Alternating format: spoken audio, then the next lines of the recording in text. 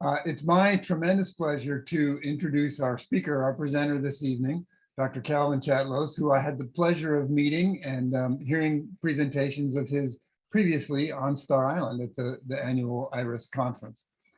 Dr. Calvin Chatlos is a professor of psychiatry at Rutgers University here in New Jersey in the United States, board certified in child and adolescent and addiction psychiatry, where he incorporates spiritual principles in recovery from addiction and trauma. He graduated from Washington University, St. Louis, and the University of Maryland School of Medicine. He received specialty training at Montefiore Hospital in New York, University Bellevue Psychiatric Hospital, and Columbia Presbyterian Medical Center.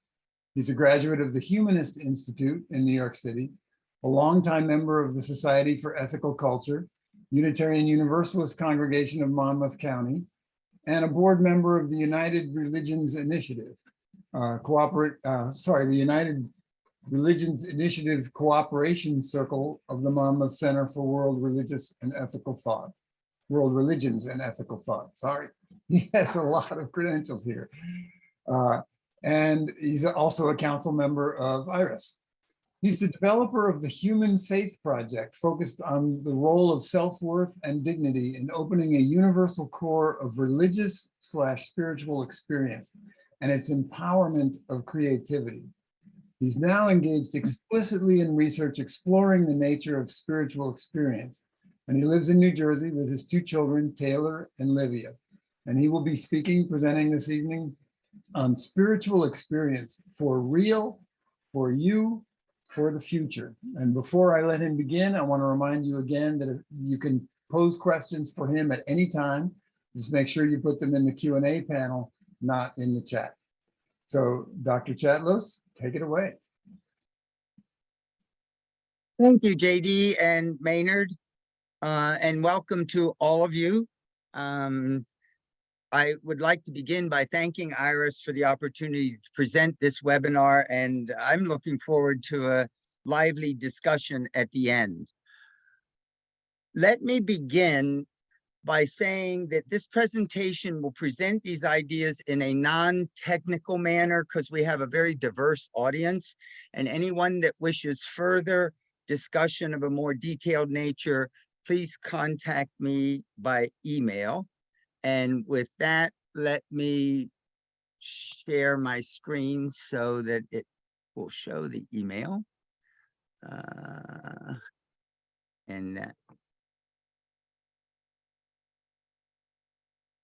Okay, so there's my email that you can contact me on. Many of these ideas, let me also see if I can get rid of the top of my, there. Many of the ideas that I'm going to be presenting at this webinar have been published in Zygon, the journal of IRAS, sponsored by IRAS in a 2021 issue, and on open access in December of 2020. Now, my objectives for this webinar are very direct.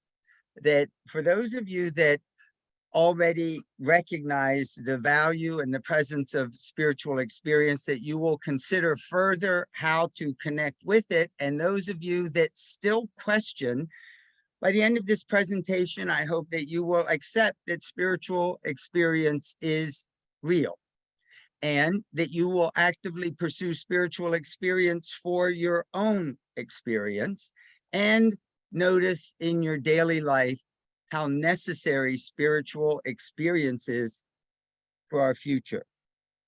Now, let me also clear up what it is, the limits of what I'm speaking about. There is a non-ordinary experience that hundreds, thousands, tens of thousands of people have experienced over hundreds of years that would normally be referred to as spiritual experience. I am not talking about paranormal experiences such as ghosts, demons, past lives, psychic phenomena, telepathy, telekinesis, other universe experiences, and for the most part, other states of consciousness. So I'm speaking about a specific type of spiritual experience, and it is described very well by one of my idols. You'll see William James over 100 years ago. So this is what the focus will be. And this description includes many of the things I'll be talking about. I had a vivid realization of forgiveness and renewal of my nature. When arising from my hands, I exclaimed, "Old things have passed away. All things have become new." It was like entering another world, a new state of experience. Natural objects were glorified. My spiritual vision was so clarified that I saw beauty in every object in the universe. The woods were vocal with heavenly music. My soul exulted in the love of God, and I wanted everybody to share in my joy. Now, let me ask those of you who are not going to respond, but think, would you say that you personally have had what you would call a spiritual experience in your own language? In most audiences, about 20 to 25% of people have had what they would call spiritual experiences. And if you have, look and see whether your spiritual experience had at least one or more of these characteristics.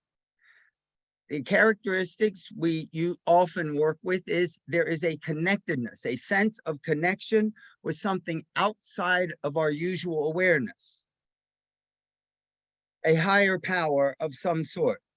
There is a vitality and an aliveness that was not present moments before the experience. There's a sense of wholeness or integrity. It may be a wholeness or integrity within yourself or with the world. There is an emotional part. It may be peace, it may be serenity, but it may also be joy or awe, depending on the circumstances. And there is usually an additional meaning and purpose. Most what people describe as spiritual experience include at least one or two of these characteristics. Now, let me try to ground us a little bit more. There are many definitions of spirituality. This is the definition I use. I would ask you to sort of accept it for the duration of the webinar. And I use it because I find it to be what I call a functional definition of spirituality. And let me explain what I mean by that.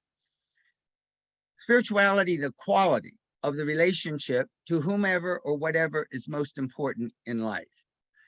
What this highlights is, first of all, spirituality is about a quality. It is not about a thing. It is a quality of experience. This is what gives spiritual experience the ineffability, the hard to put, hard to describe, hard to put it into words. And an example, try to put the quality of soft into words. And you can't use not, like not hard. Spirituality is also about relationship. Not a thing, but the relationship, and the relationship to whomever or whatever is most important or supreme in life, an ultimate reality.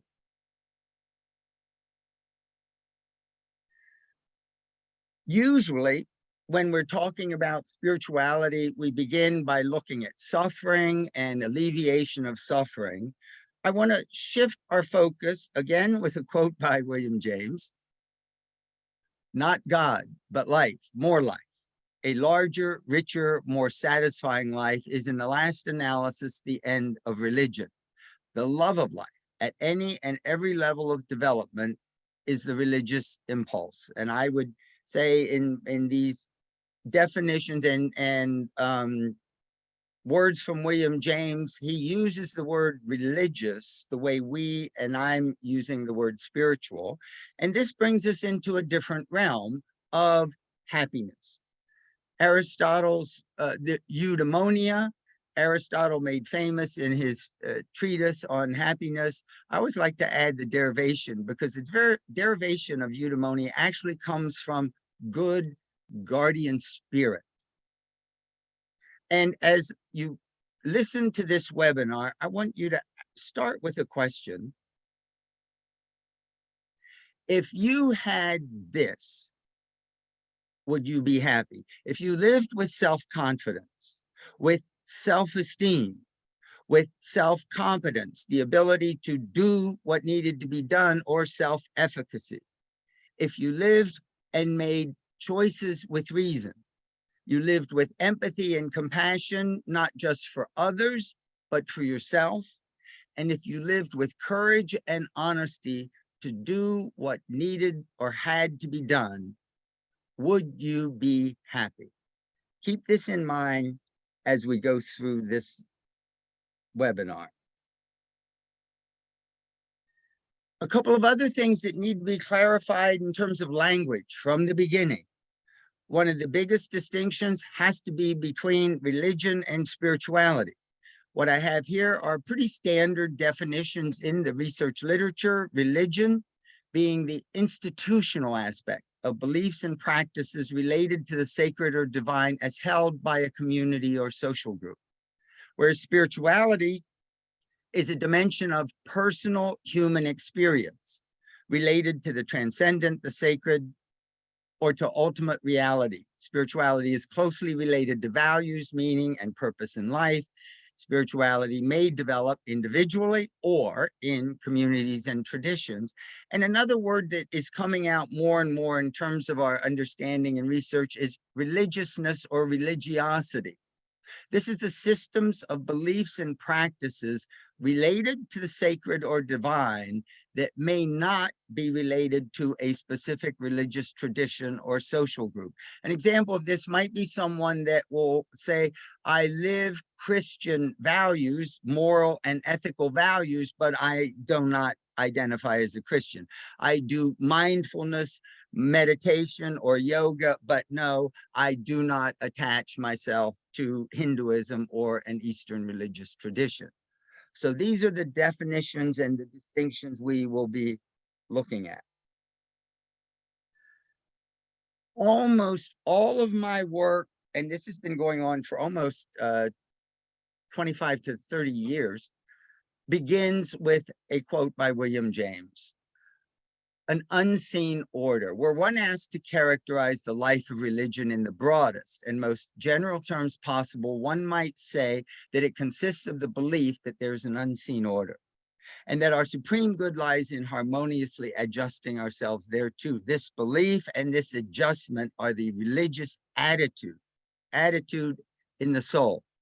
And as I said earlier, James uses the word religious the way I and we are using the word spiritual. He goes on to define it as ineffable, hard to put into words, noetic, having revelatory significance, transient, short, and passive. And I may say more about that characteristic a little later. So what we mean by this, just to know what I'm talking about, is there was an unseen order in the objective world until in 1687, Sir Isaac Newton identified that unseen order as the laws of motion and gravitation. What I will be describing is an unseen order in the world of subjective experience, not in the objective world. And when we enter any discussions you have about spirituality, there are many words. These are just a sampling of some of the words. You'll see attitude, connectedness, self-confidence, meaning and purpose, courage, self-worth, love, empathy, mystical.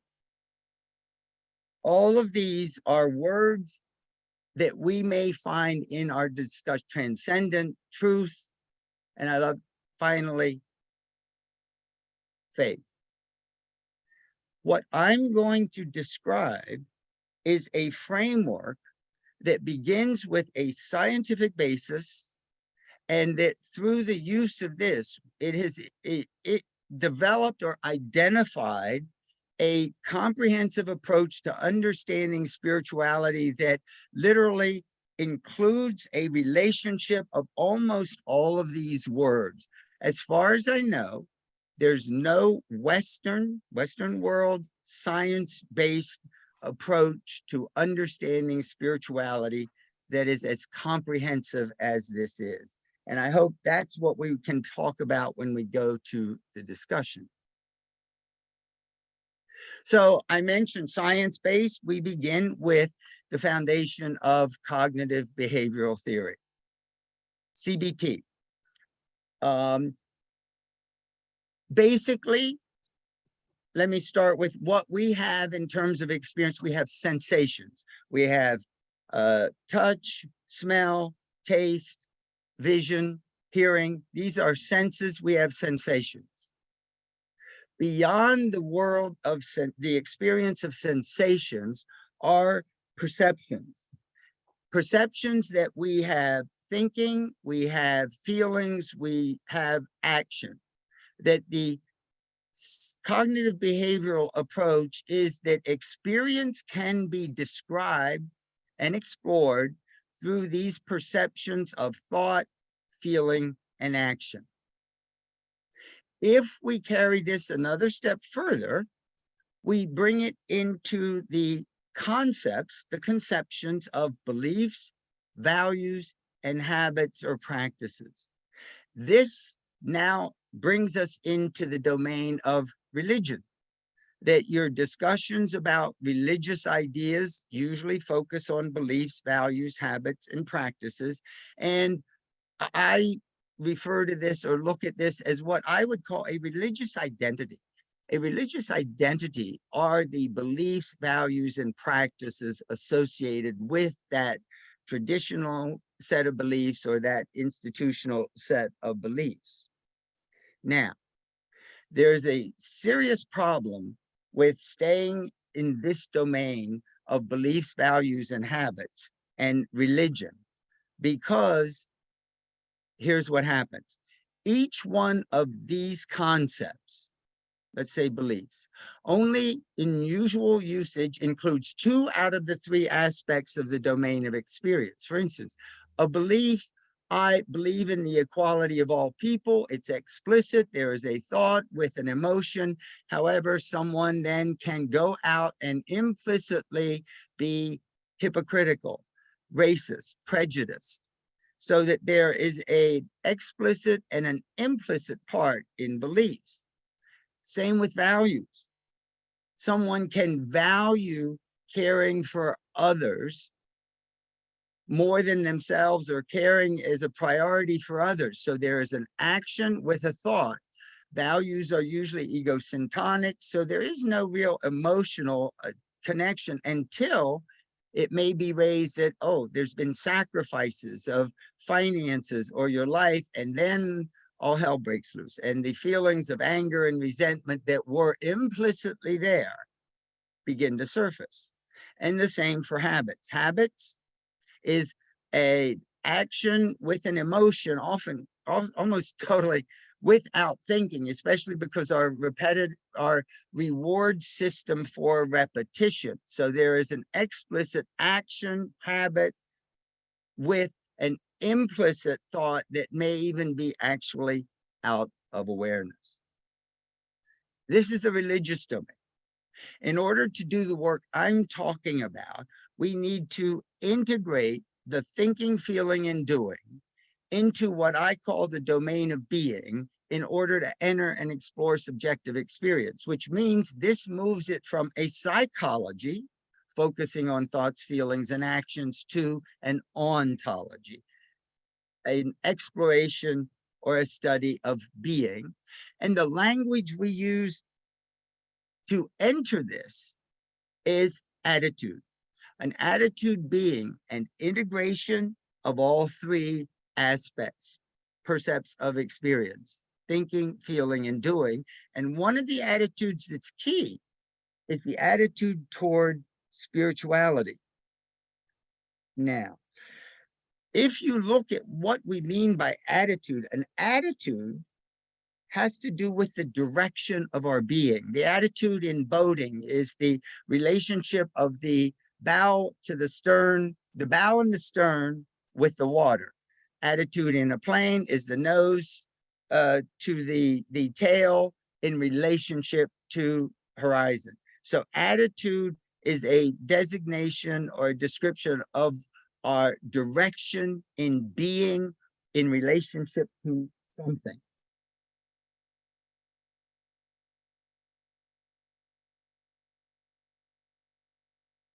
Beginning again with the cognitive triangle, thoughts, feelings, and behaviors, there is an attitude that's fundamental in the work we do that we have to at least be aware of and identify.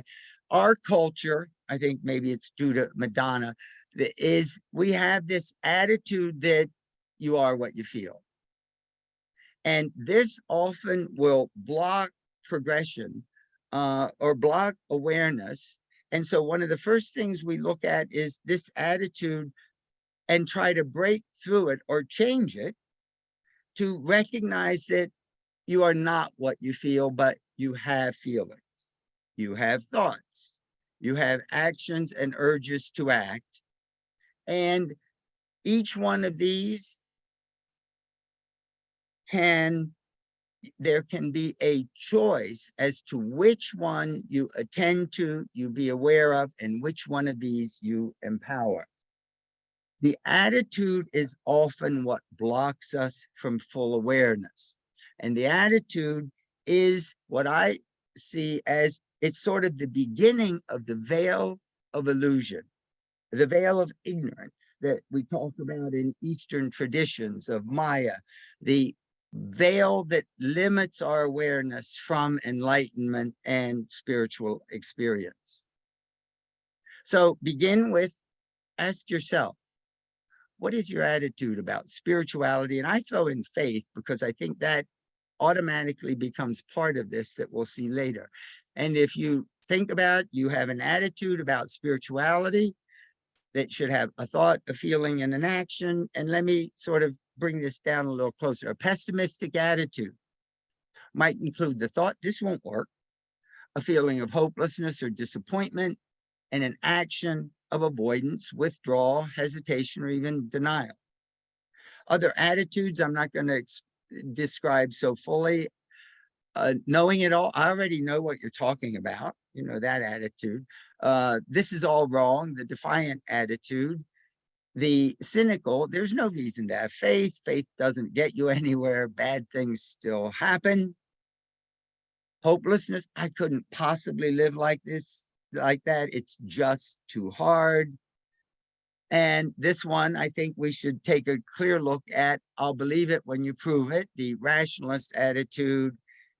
And we may have the open attitude. I have a lot of mixed feelings about religion and spirituality, but I'll take another look. Or even what I love to work with is enthusiasm. I know what this is.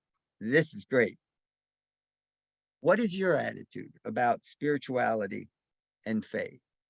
Now, also in doing this work, we use what I actually refer to it as hidden powers. We are born, we have wired in a capacity as soon as we are born to do what we call making distinctions. Jean Piaget, a Swiss psychologist, first described this in his work of genetic epistemology. How do we come to know? And it works something like this.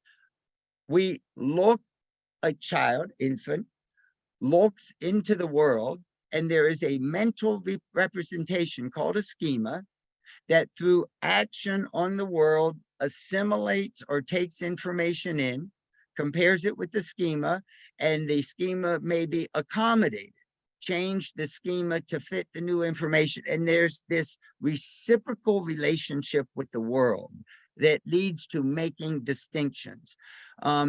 It begins with this actions and material objects, relations between objects, relationships between people, and then moral relationships. And let me demonstrate this. Here's how it works. An infant, all they can do is act. Through actions, they make increasingly clear distinctions of objects.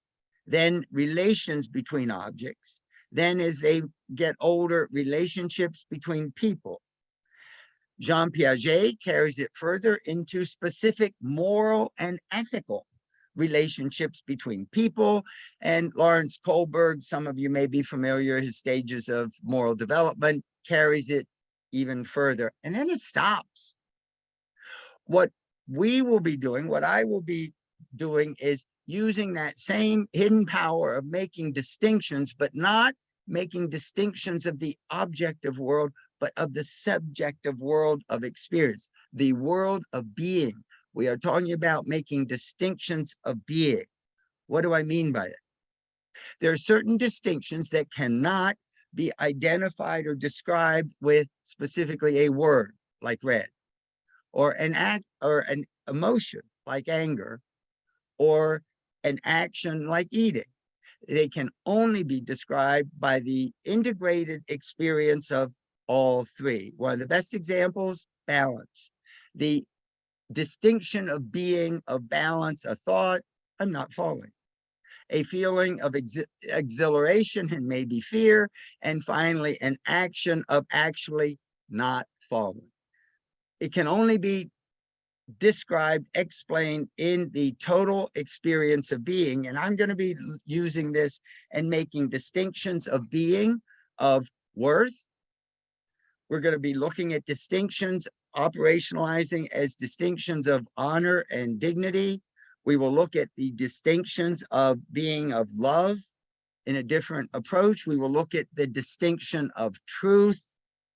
And finally, we will look at the distinction of being of faith, taking that leap across a chasm with no guarantees.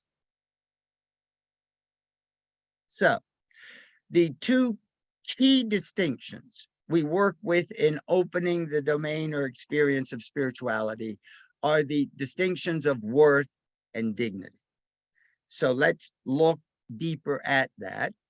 And when we look at the distinction of worth, there are two main ways that we use it. The first I refer to as the worth of being. All people are worthy of life, liberty, and the pursuit of happiness. This is an axiom. It is unprovable. And I say to people, if we were not human beings, would human beings have worth? That is a question that is about as enigmatically unanswerable as the question, what is the sound of one hand clapping? The use of worth that I am talking about as an experience of being is best captured as self-worth. So let's look at the definition. What do we mean? Worth, that quality, again, quality makes it ineffable, of a person or thing that lends importance and value measurable by the esteem in which the person or thing is held. Now, if you're ever going to do any kind of research, you have to operationalize it. So let's look. We have the domain of being, thoughts, feelings, and actions of CBT. The experience of self-worth is identified as self-confidence in the domain of thinking, self-esteem in the domain of feeling, self-competence or efficacy in the domain of doing. Each one of these has been clearly identified, defined, and measured in the social psychological literature. And we know that self-worth develops over time, beginning with the child that acts with self-competence, age 1 to 2, progresses with emotional maturity to self-esteem, 3 to 4 years, self-confidence as the development during the ages of 5 to 7 with myelinization of the brain, and it finally only becomes integrated at late latency, about 8 to 10 years. What we have found in this work is that shame is not just an emotion. Shame is the total experience of harm to self-worth, leading to a sense of being unworthy. Powerful impact on all of being. Dignity. Definition, the quality, again, quality makes it all ineffable, of being worthy of esteem or honor. This immediately shows how dignity is built on the foundation of worth, self-worth, and the key to dignity is honor. And I want to highlight this because I've just recently realized honor and living our life from honor is what moves us out of the personal focus and moves us into a realm of transcendence, into a realm of abstract experience, but it's true, full experience. This is where the experience of transcendence or transpersonal experience occurs in spirituality and in this work. And the key that I keep mentioning is dignity, in the way I am using it, is not a noun. It is an expression of being. And if you look at the use of the word dignity, and I've done work anywhere in the world, the Charter for the UN, commitment to the worth and dignity of every person, but any writings on dignity do two things. One is they mix worth and dignity and often don't make them as clear as I'm describing, or they are using dignity as something we have, as a noun. So in looking at it as an expression, what is it that we honor most about being human in the domain of thinking? We honor reason, beginning with our capacity as human beings to make choices and expanding socially with experience of making choices with reason to wisdom. Each one of the expressions of dignity has three different components.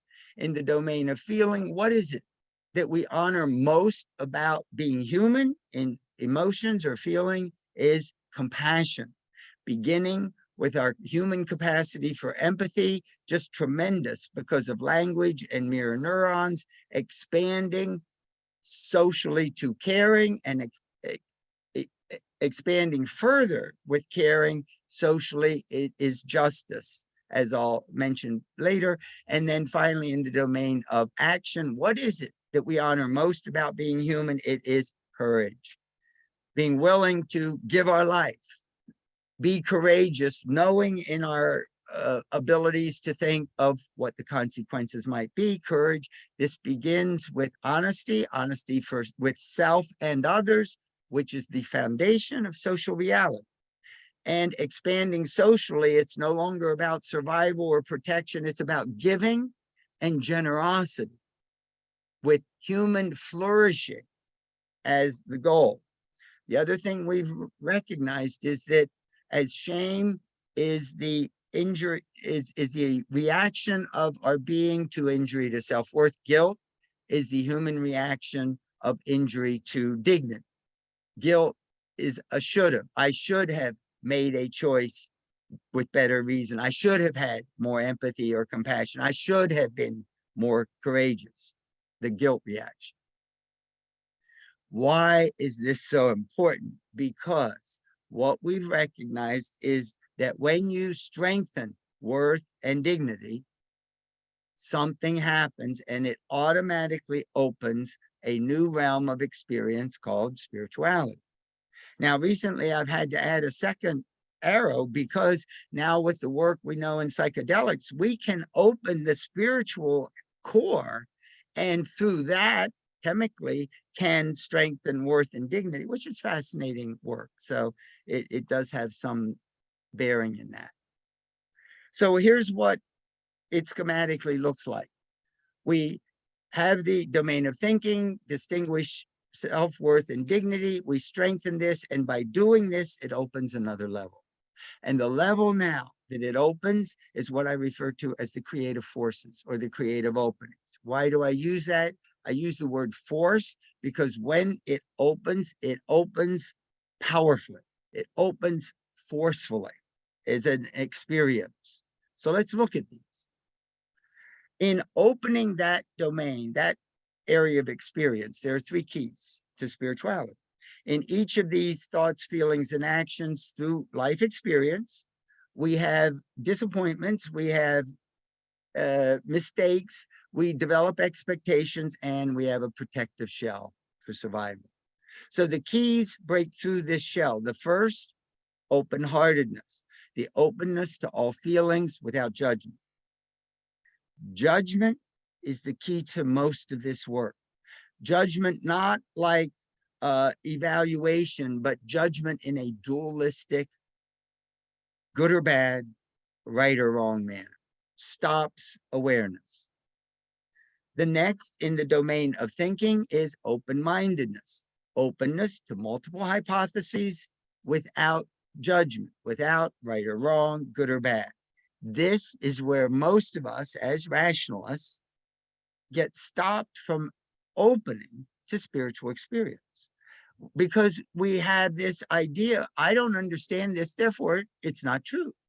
So I raise the question, what if there's knowledge that cannot be understood before it is experienced? This is what brings us into the realm of mystical experience. And by mystical, I don't mean magic, I don't mean miracles, I mean mystical, the attaining knowledge of truth through intuition, meaning intuition being learning something without the conscious use of reasoning. In order to open to our spiritual core, we have to suspend reason. It doesn't say lose your mind, but suspend reason. And when it opens, you can then use your reasoning to understand and empower it. So what happens when we use these keys? The first key, the first area that usually opens in this work is the creative force of love. And this is not love like an emotion. This is not love like a commitment, like I love you. This is the love described as agape, the expansive, tremendously powerful love of God, love of the divine, love of self, love of life. Hits us like a powerful force, a huge opening. In the domain of thinking, what opens is truth. And this is not truth like right or wrong, good or bad. Mahatma Gandhi talks about it as the satyagraha, the truth force, the part that is built into us that automatically, emotionally, physically, neurophysiologically recognizes when dignity and worth are being harmed. We all had that experience, that gut reaction last year when we saw the policeman put his knee on the neck of George Floyd. Ugh, that is the truth that is wired in, built into us. The next key is open-handedness. Openness to reaching out to others with or for support again and again without judgment. Now, that doesn't mean do it thoughtlessly. It means learn and keep doing it and keep doing it and keep doing it, no matter what the reaction was. If it got spit on, humiliated, dismissed, you learn from that and you do it again. This is what opens the final experience of faith. And this, in the domain of doing, is faith not as a belief, but faith as an action, taking that leap across the chasm with no guarantee that you're going to make it to the other side, no guarantee that what you think you're going to get on the other side, but it is that action of faith that creates a powerful part of spiritual experience. Now, this is why I say that spiritual experience is for real. Let me take it even further. Oh, so here's what we've got. We've got the unseen order, the framework of spirituality. Why is it real? It is replicable. It has qualities of transcendence, outside of ourselves, immanence within ourselves. I've already talked about connectedness, aliveness, peace, and it actually has research identified qualities of spiritual experience, such that we take dignity using our reason, compassion, and courage to strengthen our self-worth, self-confidence, self-esteem, self-competence, to open what I refer to as this spiritual core. This process, this framework, I'm doing this publicly, I have not, is as powerful as the laws of motion, and gravitation for understanding the core of human experience. Here's what it looks like from Alcoholics Anonymous. Our members find that they have tapped an unsuspected inner resource, which they presently identify with their own conception of a power greater than themselves. The essence of spiritual experience, God consciousness. And I love this one because this is why I call it a creative force. We are rocketed into a fourth dimension of existence of which we had not even dreamed. There are specific signs that the spiritual core is open, and these are some of them. I've already mentioned connectedness. We move from a dualistic approach to life to a non-dual. There is a vitality and a sense of power when the spiritual core opens. There is a sense of wholeness and unity. There is a transcendence or an immanence. The spiritual core does not make the distinction of inner and outer. So communion, union, the internal external, the subject object barriers, boundaries are not present in the spiritual core. Emotionally, we've already mentioned peace, serenity, joy, awe, wonder. There is an enhanced clarity of thought. That's why we call it a spiritual awakening. The source, I think, of creativity, maybe even of the aha experience. There is a certitude when someone, any of you that have had a spiritual experience, it is real. It is truth. It just has along with it a certitude that isn't there in everyday life. There starts to be a synchronicity of events. You start to notice that, oh my goodness, that person needed to be part of my life, as if I'm being guided. There are revelatory and mystical. I've already talked about mystical as it opens us to a new meaning and purpose in our life. And finally, what I think is terribly important is this is where the source of happiness, eudaimonia, joy, and even in the mystical traditions, bliss occurs. Totally, truly, for real.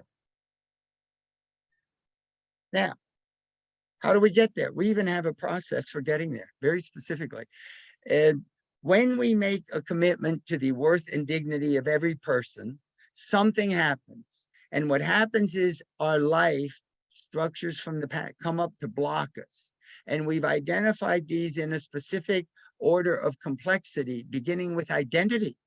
Our religious or our agnostic or atheist identity often is the first that gets in the way, as well as attitudes. And these are the list of attitudes. Processing of each of these layers, keeping that commitment to the worth and dignity requires a transformation of us. And the transformation has our identities that separate us move into a common humanity. Attitude that all is good, all is necessary. It's not wrong, it's not broken, it's not sick, it's only hurt. The belief that we are capable, that our participation and insight is value. One of the habits we foster is mindfulness, the thought that we can do it, it is worth it. Feelings of guilt and shame, as I mentioned, are processed with a radical self-acceptance. We move into, rather than separation, we move into engagement, cooperation, and openness. We use processes from Vedanta, from Eastern philosophy, in terms of attachment to expectations, detachment from these things. And finally, there's a whole physicality that we're not going to have time to look at, but anyone can talk with me about it. This is why it is for you. Let me read. This is a modern spiritual experience from someone I have had the opportunity to meet and talk about. It was a moment that is the stuff of dreams. All of a sudden, the events of my life fell into place. It was if the world opened up to give me all of the important answers to my life's questions, all of the loves, the losses, the broken hearts, the struggles with religion, my parents, the loss of Aunt Mabel, the farmer's wife who cared for me until I was 2, the struggles with sexuality and its connections with spirituality, and how it all got confused. It was all necessary. It all had to happen. There was a love, even for those that hurt me, as they made me stronger and better able to deal with life's changes. My fears and outrages, embarrassments and doubts all didn't seem to matter. In fact, it was as if they had to happen to get to this moment. I could embrace the good and the bad, the love and the hate. It all was part of life. I felt things more, the sunshine, the rain, the colors, music, as if the songs were sending me messages along the journey, the synchronicity. It was as if there was something in or even outside of myself guiding my thoughts, my feelings, and just throwing creative ideas in front of me to capture. My mind was on overdrive. I could barely stop to get sleep, as if my old self had finished, completed its purpose. A new self was revealed. I never imagined this was possible in a short time. There was such bursting joy that had not been felt since I was a carefree boy of 7 years old, living safely in the country, surrounded by the serenity of nature. I lift up mine eyes unto the hills from whence cometh my help. Remember how we began. If you had this, would you be happy? We just showed how you, for real, can have this and move toward a happiness. Definitely for you. Finally, let me try to get this for the future. Recently, I've made this identification. Adolescence is about the maturation of dignity. Most of us and all of society now has been raised on Erik Erikson's ideas of stages of man. The stage of adolescence is identity versus role confusion. The research shows the development of identity. There is an exploration phase. At a certain point, we make a commitment to our identity, whether it's a religious or other. And then over time, there may be a reconsideration, going back to the exploration, recommitment, and we've got a reciprocal process. In multiple domains, the goal in all of research the goal is identity achievement. This, I think, is a problem because what does this create? This creates a me and another. It creates a dualistic separation fundamentally in our life experience of the world from being a teenager. I suggest, and I think that this is why the world is the way it is. We have battling identities. The work that Erikson and work on identity development, none of them have identified the process or a process for bridging this separateness. I propose, what if our cultural goals of adolescence were not identity achievement, but were with the commitment to the worth and dignity of every person, always including the other, and that our goal is the full expression of being human, reason, compassion, and courage. Spirituality always empowers the other. With this approach, the future would be different. We see this quote over and over again. We cannot solve our problems with the same thinking we used when we created it. This process is a new way of thinking. Now, I'm going to take 3 minutes. Okay, I know I'm a little over. For those of you that are scientists, let's go back to neuroscience. Paul MacLean in the 1960s identified, he was the person that gave the term limbic system to part of our brain. We have 3 different functional regions of the brain. When you do a look at them, it's believed by him that each one of these regions has a different attachment or came out of a different age of our evolution. The reptile brain, automatic, unconscious, fight, flight, freeze, or fawn.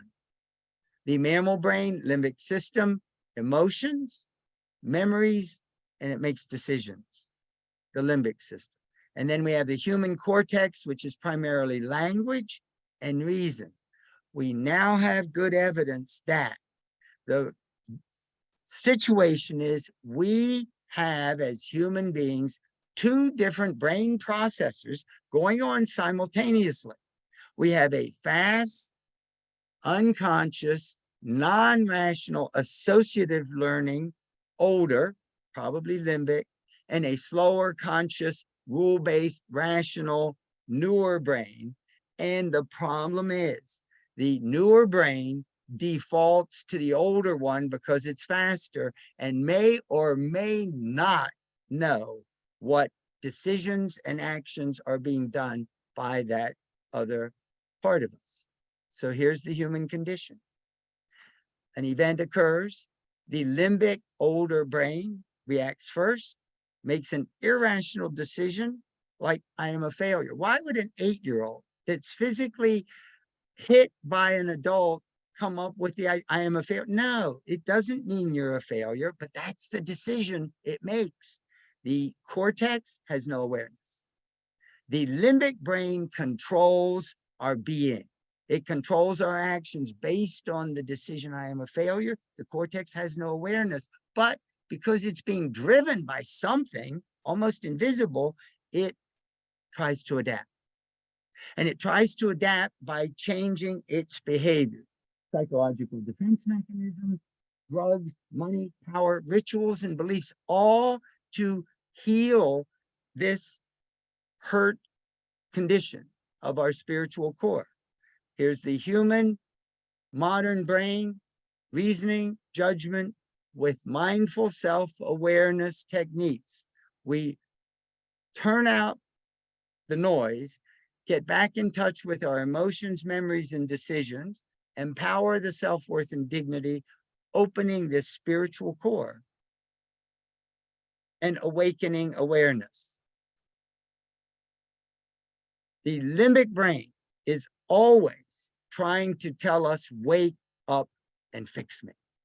And the conscious brain interprets it as anxiety.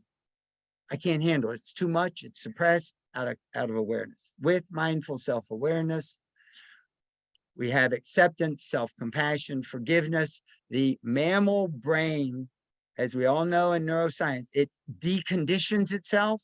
We know it does when gratitude and peace open to the spiritual core with an increased worth and dignity. So, in summary, spiritual experience for real, for you, for the future, using our capacity for dignity, reason, compassion, and courage to strengthen our self-worth, self-confidence, self-esteem, self-competence, opening this spiritual core as a source of healing, the source of peace, and the source of happiness. And I leave you with my final quote. And it leaves us with a half an hour for, oops, I don't want to show that, with half an hour for questions. And I'm trying to get out of here. Okay. Wow, I have a feeling. It was a lot, I know. No, it was great. It was great. I think I'm going to be thinking on this for quite a while, and I have a feeling that the recording of this session will be bookmarked. To provide us a response to that talk, we have Reverend Janet Craswell, Minister of Discipleship at the National United Methodist Church in Washington, D.C. And as Minister of Discipleship at the National UMC, Reverend Craswell oversees Christian education and spiritual formation programs for all ages, preschool through adult. She is an ordained United Methodist deacon, the former chair of the Order of Deacons of the Baltimore Washington Conference, and she's taught spiritual formation as an adjunct faculty in Wesley Theological Seminary's course of study. Before entering the ministry, Reverend Craswell worked in the field of international development studies as an academic journal editor and an anti-apartheid activist. She holds a BA in political science and German from the University of Puget Sound, an MA in International Relations and African Studies from Johns Hopkins University, and an MA in Theology from Wesley Theological Seminary. And she will now provide us her thoughts in response to what we just heard from Dr. Chatlos. Thank you, JD, and thank you, Dr. Chatlos. That was fascinating. I was so grateful to hear your presentation. I was able to read two of the background papers for this, and I really enjoyed hearing the whole layout here. Coming at this from someone who does Christian education, especially with children, I really appreciated the approach to the keys to spiritual identity practice of the open-mindedness and open-heartedness and open-handedness, because we're working very carefully to try to make sure that that's what's happening. Our practice, we're using godly play with children, which allows for an open-mindedness in that we don't indoctrinate. Like, I never tell the kids, here's a Bible story and this is what it means. Instead, it is, here's a Bible story. I wonder what part of that story is important. I wonder what part of that story is about you.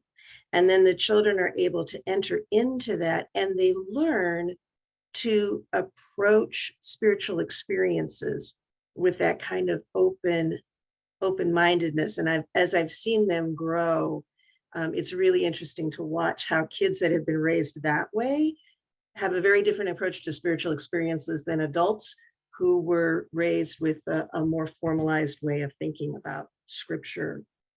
As I was looking at your presentation, I have two questions that came up. I'm really glad you were able to get to the part about adolescent development, because I want to talk about that a little bit. But as you were talking about the framework, so you have the experiences of self-worth and then the expressions of dignity. And in the self-confidence section, you're talking about the expression of dignity being connected to reason. And in the do section, the self-efficacy being connected to the ability to have courage and to act in the world. My experience of people's interactions with spirituality is that there are some people who have profound spiritual experiences who are not capable of reason in the usual sense. So how do we think about spiritual experiences and opening this spiritual core with individuals with intellectual disabilities or people with dementia? Because in both of those cases, I've seen people who are still having very profound spiritual experiences, but not within this kind of framework. So I'll let you think about that one, and then we'll get to the adolescent development question. Okay. Oh, great. You want me to answer that first, and then? Yeah, why don't you do that one first? Because the adolescent development's different. Yeah. I will try, but I will begin with, I have limited experience in working with those two populations of children and adolescents with significant disabilities, especially cognitive disabilities, and adults with dementia. So I would love to talk with you to know more about what you see in their spiritual experience. My sense is that my framework is an attempt to open this spiritual core from a cognitive behavioral approach. There are many people, and we're really seeing this with the psychedelic literature and research, that the spiritual core just suddenly opens. Mm-hmm. And when it opens, it connects the person to love, compassion, to faith, and their reasoning may not come till later. Remember the first example I gave at the beginning of my talk? That was a spontaneous conversion. Mm-hmm. And it wasn't done rationally, but it used reason to process it.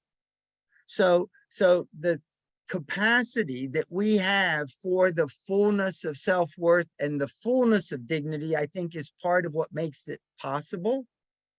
but the different balances of empathy, reason, or courage are going to be very different in each person. Does that make sense? It does, yeah. And So I'm thinking, go ahead. what is actually happening in someone with a disability or or dementia? I don't know yet. Mm. But I suspect that using this framework, it would help us understand it and make more sense out of it. And I'm wondering, as you just were able to touch a little bit on sort of brain structures, as people are losing that sort of the third level part of their brain, a lot of it's going back, especially in dementia patients. We'll see people connecting spiritually through songs, through music, through old stories and things, which is a different part of the brain than some of the rational things. It would be really, I think that would be a really interesting level, because part of the work that we do in Christian education is about how are we always integrating people with a variety of disabilities into spiritual formation, recognizing that spiritual formation is happening to all kinds of people with all kinds of intellectual abilities and rational abilities at the same time.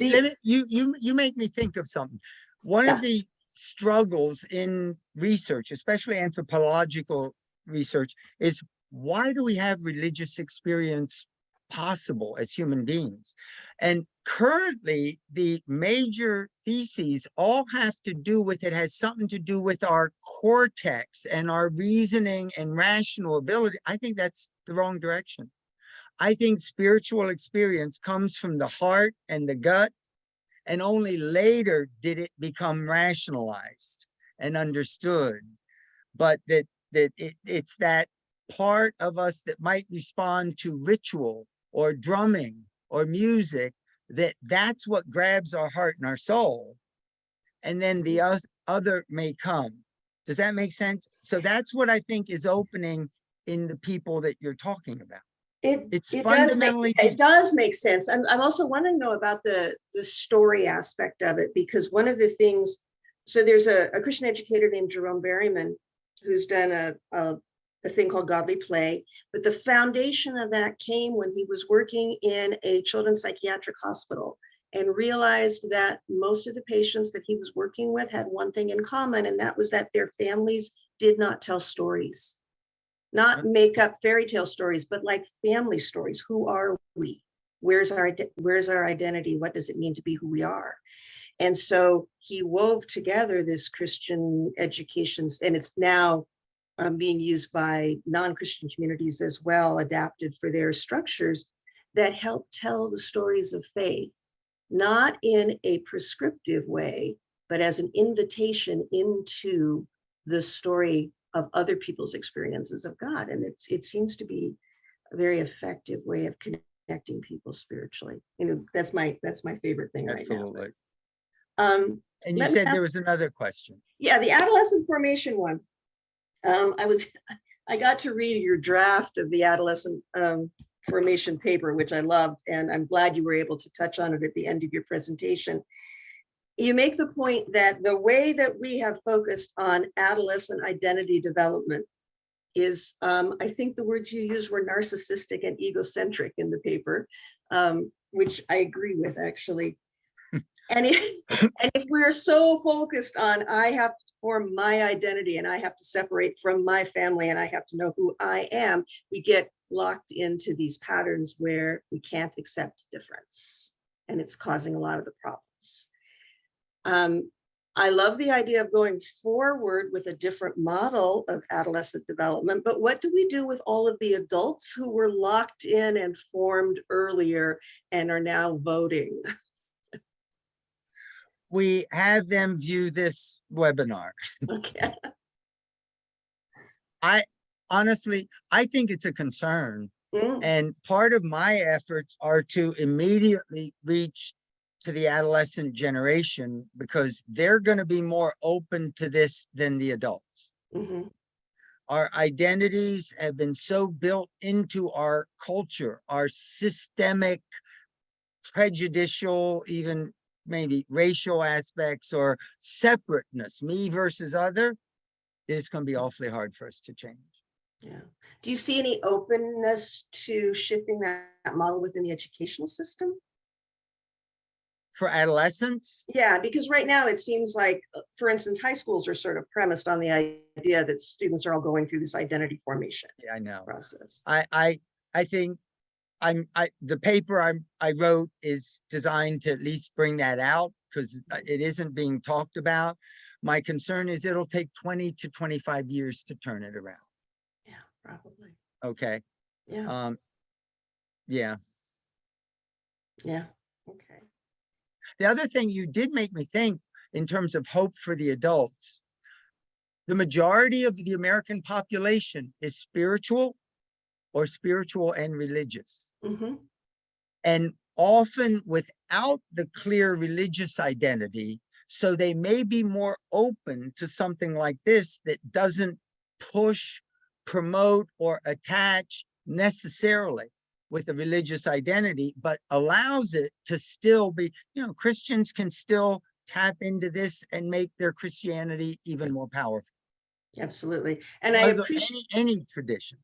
I appreciated the way that you talked about spirituality and religion and religiousness, because, in the church, we talk a lot about what do you do with the people who are spiritual but not religious. My concern is, what do I do with the people who are religious but not spiritual? Right? Because we got a lot of folk like that in the church. And that's not what the point of faith is, right? It is this opening, this spiritual opening that you're talking about. And at its best, religion can provide a structure to help people move in that direction. But we don't always operate at our best. So I think this is a good call for spirituality. And if we're going to have religion, to have it religion with spirituality, not just religion on its own. Amen. Okay. Absolutely. Thank you. Well, that was great. Well, that's a great segue into some of the questions that were posted, and we do have quite a few actually.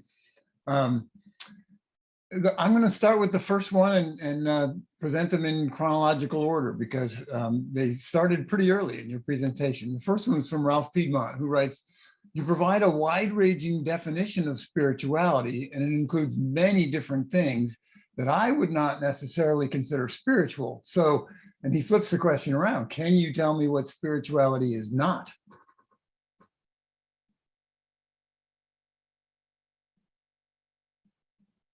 Spirituality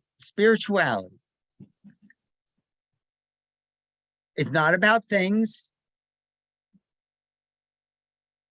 It is not just about feelings. It is not just about thoughts. It is not just about actions. So it isn't about the individual aspects of experience. It's an integrated experience. And what else is it not? It is not, someone can get a high from accomplishment and success.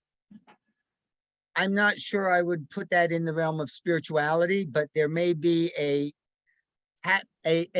satisfaction, a contentment that I wouldn't put in the realm of spirituality. Now, Ralph and I would have to have many hours of discussion about that.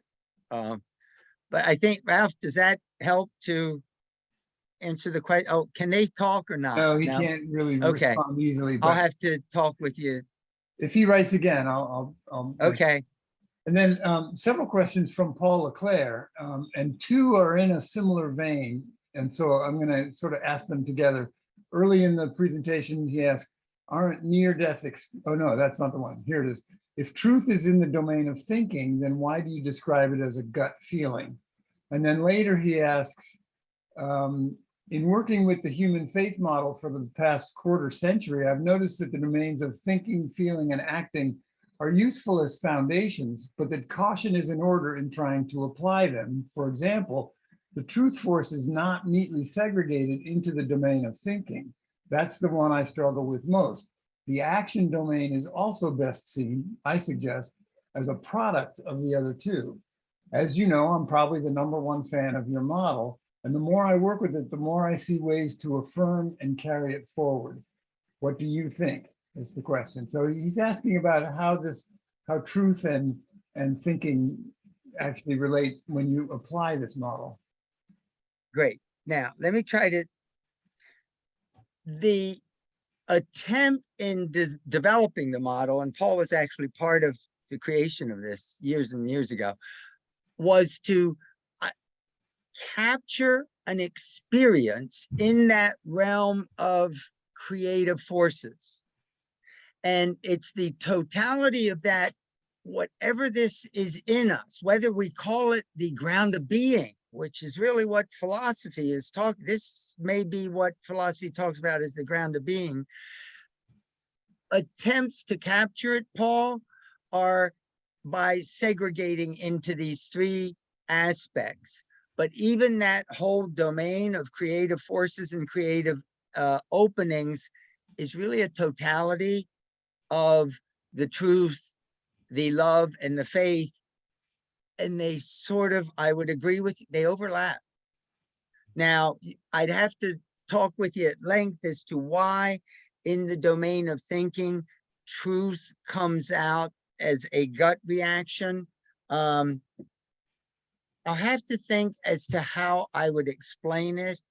It was really just the way it unfolded, that this whole framework emerged from the process. And I haven't yet found, you and I can talk, I haven't yet found something in thinking that would capture that depth of experience other than the truth force, the recognition of the harm that non-violence has on self-worth and dignity. So I think I've only been able to partly answer your question. But I think the key is that these are not specific segregationable parts of experience. We're really trying to get people into the whole domain of the creative forces, the combination of love, faith, and truth. I don't think we have a word for it yet. This habit, I think what I'm hearing you say is this habit of separating things. That's our human everywhere. dualistic mind. Yeah, yeah. Paul Carr asks, aren't near-death experiences also spiritual? And I think here he's asking a question about what are the boundaries on the way Yeah. you find spirituality. I mentioned many of the things that I'm not talking about near death.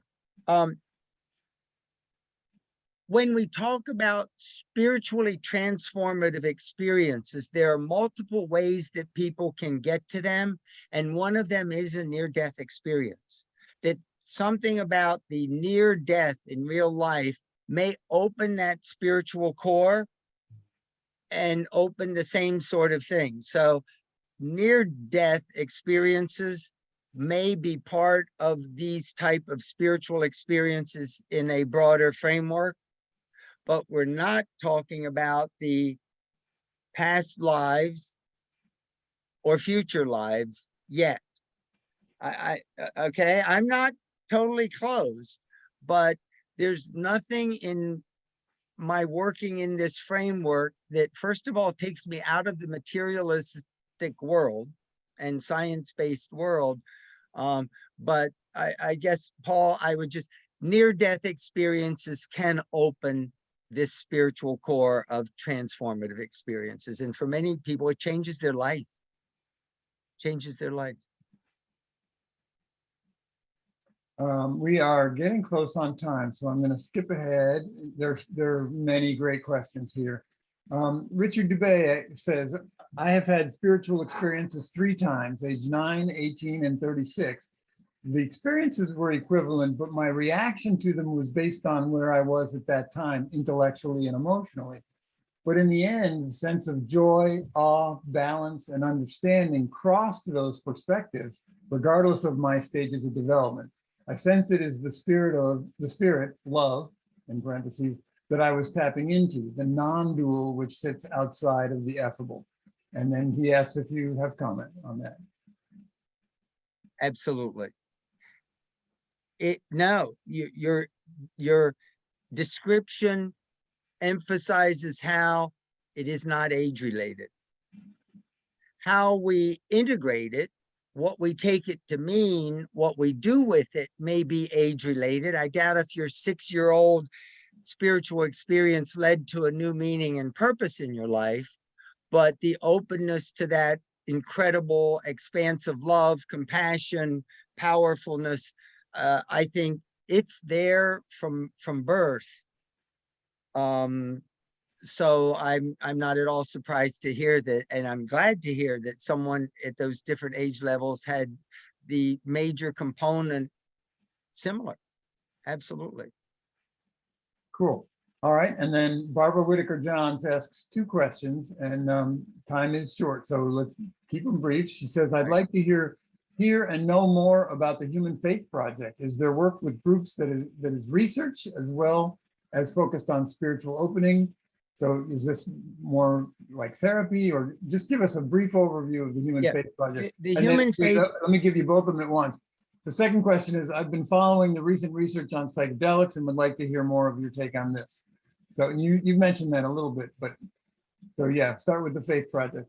The Human Faith Project is how this all began, is an attempt to develop, understand, and promote this model. I am now engaged in research to actually put it into an applied clinical treatment with recovering drug addicts with mental health problems. And we are planning to do psychological assessments and brain imaging to literally demonstrate how this framework can be applied. So that's exciting.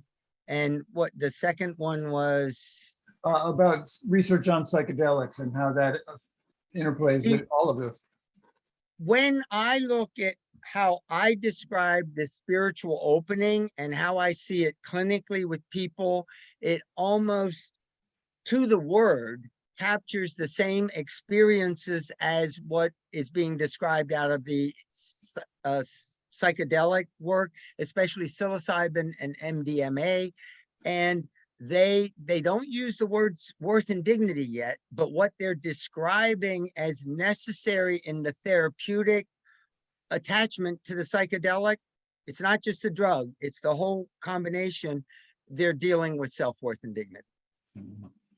I think the psychedelic work is absolutely phenomenal, but I think it's tapping into the same thing I'm talking about. There's a real brain function that we're trying to identify. Very interesting. Yeah. Well, thank you. Maybe in a minute, any last comments, things you want to make sure we hear before we go to the ending? I want to emphasize that I've only recently, the veil of ignorance and the veil of illusion that's talked about in the Eastern traditions of Maya, blocking our awareness to enlightenment, the attitudes that we have developed as adults toward spiritual and religious experience, I think is a major part of that veil. And when we can identify and transform the attitude, it's the biggest step to opening to ongoing spiritual experience, not passive. I want us to have our hands on the wheel of spiritual connectedness so we can constantly recreate that connection. Beautiful. I guess Thank that's you.